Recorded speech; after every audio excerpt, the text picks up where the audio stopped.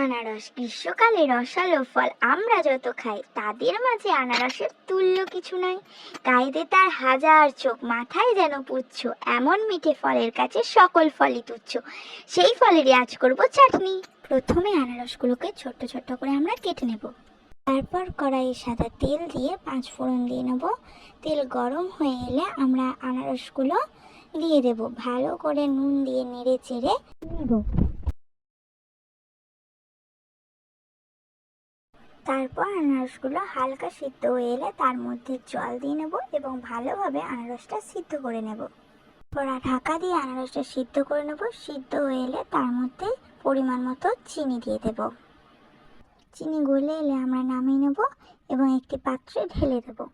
পাত্রে ঢেলে দেওয়ার পর সেখানে লেবু দিয়ে পরিবেশন করব। রেসিপিটা যদি আপনাদের ভালো লাগে অবশ্যই লাইক, কমেন্ট এবং শেয়ার করে দেবেন।